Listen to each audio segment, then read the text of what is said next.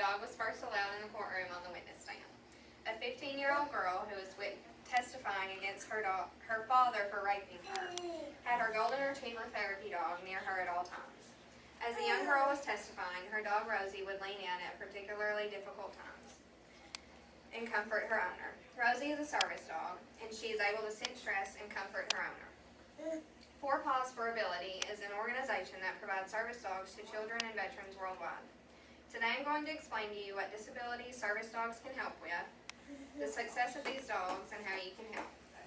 There are many different kinds of service dogs. For example, there are autism assistance dogs. Autism provides many challenging disabilities for its sufferers.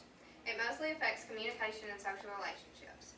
A lot of the time these children are nonverbal and they require a strong need for a structured routine because changes can bring them fear and anxiety.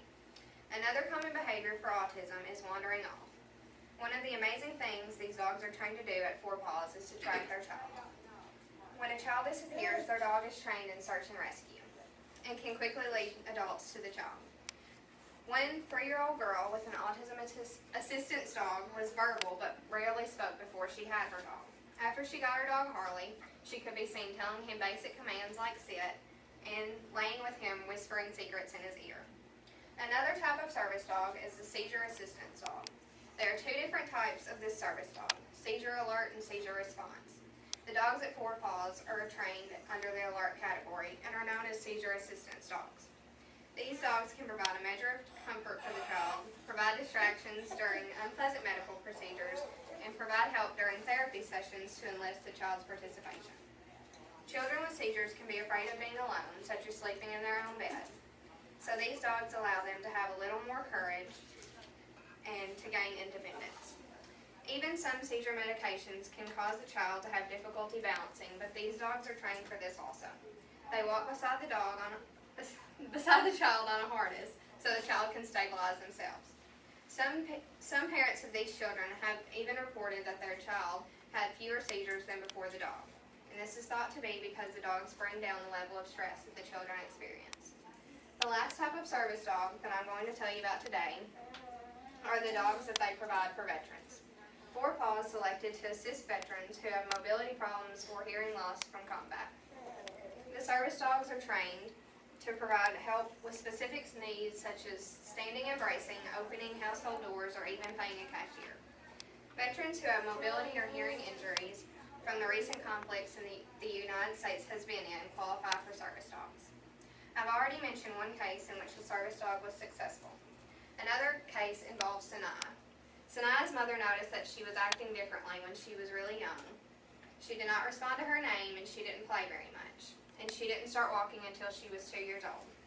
When she reached the age of 3, she began to have meltdowns and ran away from her mother. Her mother was desperate to figure out what was wrong, and she finally did when she was 5 years old. Sanaa has a case, an extremely rare case, called Coffin-Sires syndrome.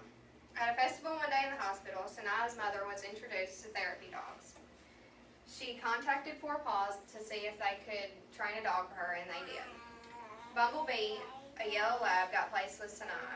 Before Bumblebee, people would stare at Sanaa and her mother when she had her meltdowns. But now with Bumblebee, people know that there's something wrong with her.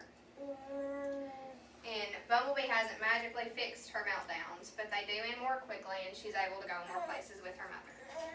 So this is how we can help. To train a service dog at Four Paws, it costs over $22,000.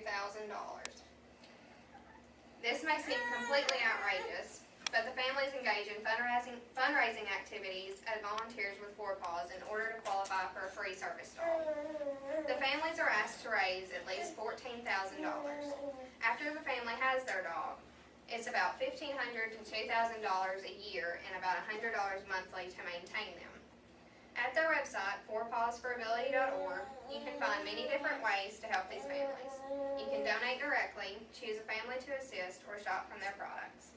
They even have dog treats that you can purchase for your own dog, and a portion of that money will go to Four Paws. As you can see, Four Paws for Ability is an amazing organization. The training and placing of these dogs have made many people's lives a lot easier than they were.